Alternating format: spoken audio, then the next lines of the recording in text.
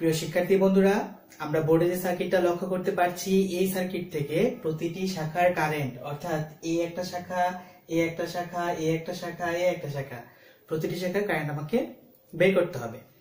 এখন একটা জিনিস লক্ষ্য করো, এখানে মূলত কোনো কারেন্ট ডিরেকশন দেওয়া নেই। আমি আমার পছন্দ মতো আমি কারেন্ট ডিরেকশন এখানে দিব। আর দ্বিতীয় কথা হচ্ছে, এই সার্কিটের মধ্যে কোথাও কোনো ভোল্টেজ সোর্স নেই। প্রথমে আসো এদিকে, আমি বললাম এদিক থেকে একটা কারেন্ট আসতেছে, সেই কারেন্টের নাম হচ্ছে I1।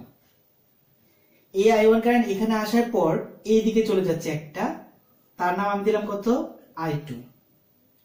এখন এটা এদিকে আসার পর I2 চলে যাচ্ছে, I1 থেকে I2 চলে যাচ্ছে, তাহলে বাদ বাকি কারেন্টটুকু এই দিক দিয়ে প্রবাহিত হচ্ছে। I1 এখান পর্যন্ত আসলো, আসার পর কয়টা রাস্তা পেলো, দুইটা, এই একটা রাস্তা, এই একটা রাস্তা। এখন এই দিকে যে কারেন্টটা যাচ্ছে তার নাম আমি কি দিয়েছি, I2। তাহলে এই দিকে যে কারেন্ট হবে তার নাম থাকবে I1 মাইনাস I2। তার মানে এখান থেকে I1 যে কারেন্টটুকু আসছিল তার থেকে I2 কারেন্টটা বাদ দেওয়ার পর যেটুকু থাকবে সেই কারেন্টটুকু এদিক দিয়ে প্রবাহিত হবে। এখন আর সেখান দিয়ে এইটুকু এদিক দিয়ে যাওয়ার সময় সে দুইটা পথ পেল, এই একটা পথ, এই একটা পথ। আমি ধরলাম এদিক থেকে এদিকে যাওয়ার সময় যে কারেন্টটা তার নাম হচ্ছে I3। এটা কিন্তু আমার ধরা, তোমার ইচ্ছা, তুমি অন্য কিছু ধরতে পারো। তাহলে এইদিকে কারেন্টটা কি হবে, এদিকে কারেন্টটা তুমি ইচ্ছা করলে I4 ধরতে পারো, কিন্তু I4 হবে I6, যত বেশি ধরবা যত ইকুয়েশন তত বড় হবে। যার বিধায় আমি চেষ্টা করব যে I1 I2 I3 এর মধ্যে সীমাবদ্ধ রাখা।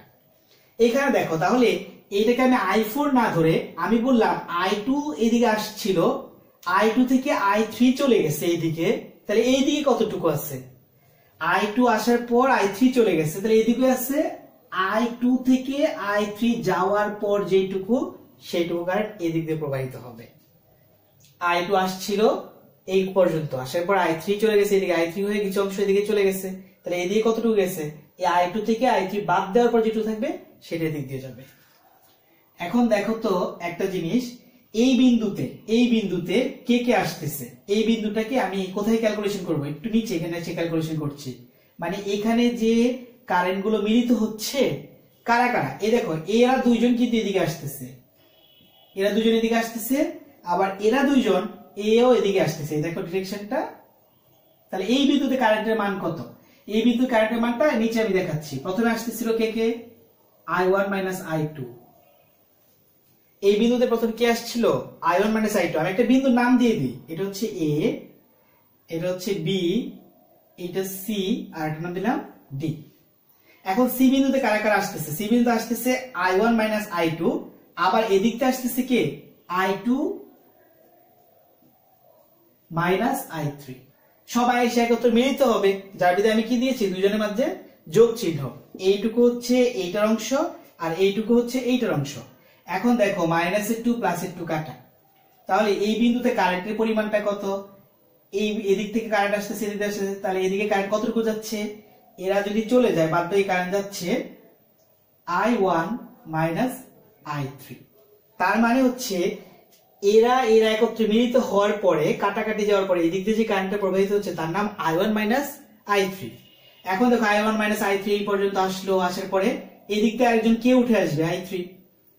এখন এদিকতে আসতেছে I3 এই বিন্দুতে, ডি বিন্দুতে, আর এদিকতে আসতেছে কারা, এদিকতে আসতেছে I1 মাইনাস I3। ডি বিন্দুতে চিন্তা করো যে এদিকতে আসতেছে I3, এই যে I3, আরো একজন আসতেছে তার নাম কি, I1 মাইনাস I3। তাহলে এই বিন্দুতে এসে দুইটা যখন একত্রে যুক্ত হবে তখন I3 আর I3 যখন চলে যাবে তাহলে এই দিক দিয়ে প্রবাহিত কারেন্টের মান কত, I1 মানে যেটা আমি আগে আমার কারেন্ট যেটা কি চলতেছিল, তাই তো। আচ্ছা, এখন আমি এখানে KVL প্রয়োগ করব। তাহলে এখানে কয়টা লুপ হয়েছে একটু লক্ষ্য করো, এই একটা লুপ, এই একটা লুপ, আর এই পুরাটা মিলে আরেকটা লুপ। প্রথমে আমি এই লুপে যদি KVL প্রয়োগ করি তাহলে এই লুপটার নাম কি লিখবো,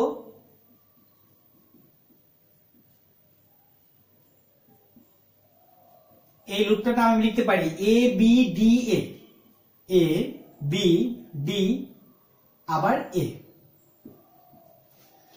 এখন তুমি এদিকে যাও, তুমি কারেন্ট যেদিকে যাচ্ছে সেটাকে পজিটিভ ধরবে, কারেন্ট যেদিকে যাচ্ছে সেটা পজিটিভ। আমি যদি এই দিকতে যাই তাহলে সেটা পজিটিভ, কিন্তু কারেন্ট যেদিকে যাচ্ছে আমি যদি ঠিক তার উল্টা পাশ দিয়ে আসি তাহলে সেটা নেগেটিভ ধরবো। আচ্ছা, সহজ করার জন্য আমি এটাকে পজিটিভ, এইটা নেগেটিভ। কারেন্ট এদিকে যাচ্ছে তাহলে এটা পজিটিভ, এটা নেগেটিভ। কারেন্ট এদিকে যাচ্ছে তাহলে এটা পজিটিভ, এটা নেগেটিভ। কারেন্ট এদিকে যাচ্ছে এটা পজিটিভ, এটা নেগেটিভ রাখলাম। ওকে, আচ্ছা এখানে প্রথমে এদিকতে যাও, প্রথম প্রান্ত নিলাম 1.5। এটা কারেন্ট কত? এটা কারেন্ট হচ্ছে I2। এরপর এদিকতে আসো, এদিকটা প্রথম প্রান্ত কত? 2, মানে প্রথম প্রান্ত প্লাস এবং তার মানটা হচ্ছে 2, এবং তার কারেন্ট কত? তার কারেন্ট হচ্ছে I3। এখানে আর কোনো রেজিস্ট্যান্স আমি দেখতে পাচ্ছি না, তার মানে ইকুয়ালস টু 0। এখন এইটাকে আমি কি লিখতে পারি? এটাকে লিখতে পারি আমি সমীকরণ 1। প্রথমে আমি এই লুপের মধ্যে কেভিএল প্রয়োগ করলাম, এখন আমি এই লুপটার মধ্যে কেভিএল প্রয়োগ করব। লুপটার নাম কি দিব? এখান থেকে আমি চলা শুরু করি, C B C D B, B C D B. তুমি চাইলে এখান থেকেও শুরু করতে পারো, তুমি চাইলে এখান থেকেও শুরু করতে পারো, এটা কোনো ধরা বাঁধার কোনো নিয়ম নেই। এখান থেকে আমি শুরু করলাম, প্রথম প্রান্ত 6, তার কারেন্ট কত? তার কারেন্টটা হচ্ছে I2 মাইনাস I3। এরপর এদিক দিয়ে যাওয়ার সময় এদিকে যাচ্ছে, তাই তো? এখন দেখো এটা প্রথম প্রান্ত কি, আমি এদিক থেকে এসে এদিক ঢুকছি, তাহলে এটা প্রথম প্রান্ত কি?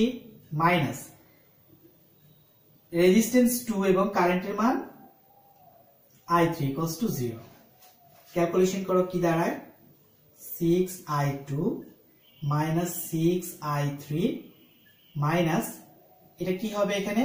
2I3 equals to 0।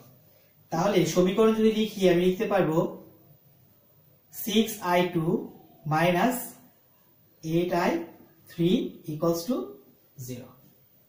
তাহলে এটা হচ্ছে আমার জন্য সমীকরণ 2। এখন আমি এই যে পুরা লুপটা, এই লুপের মধ্যে কেভিএল প্রয়োগ করব। এই লুপটার নাম কি শিক্ষার্থীরা? নাম হচ্ছে এ বি সি, তারপর আবার এ। এই লুপে যদি তুমি কেভিএল প্রয়োগ করো, প্রথমে এদিক দিয়ে যাও, মান হচ্ছে 1.5, কারেন্টের মান I2। এরপর আবার দিকে প্রথম চিহ্নটা কি? প্লাস 6, তার কারেন্টের মান I2 মাইনাস I3। তারপর যখন এদিক দিয়ে আসলে প্রথম চিহ্ন কি? মাইনাস 3, তার কারেন্টের মান I1 minus I2 equals to 0। বা 1.5 I2 plus 6 I2 minus 6 I3 minus 3 I1 minus plus 3 I2 equals to 0। এখন টোটাল যদি আমি ক্যালকুলেশন করি, I1 এর মান আছে একটাই, মানে এক জায়গায় 3I1। আর I2 কত? I2 হচ্ছে টোটাল I2 হচ্ছে 10.5 I2, আর I3 মান মাইনাস 6 I3 ইকুয়ালস টু 0। এটা সমীকরণ কত? 3। এখন সমীকরণ 1 2 3 আমি সমাধান করে I1 I2 I3 এর মান নির্ণয় করব। শিক্ষার্থীরা, আমি সমীকরণ 3টা সমাধান করার পর যে মানটা পেলাম, I1 এর মান 0, I2 এর মান 0, I3 মান 0 এম্পিয়ার। অর্থাৎ I1 I2 I3 প্রত্যেকের মানে কি? 0 এম্পিয়ার। এই কারণটা কি? এই কারণটা হচ্ছে এটা যেহেতু একটা লুপ কারেন্ট, এবং লুপ কারেন্ট এভাবে ঘুরে আবার সে যখন পূর্বের মানেই ফিরে এসেছে, মানের কোনো চেঞ্জ হয় নাই, তার মানে তাই কারেন্টের মান কত? 0 হয়েছে এখানে। তো শিক্ষার্থীরা, ধন্যবাদ সবাইকে।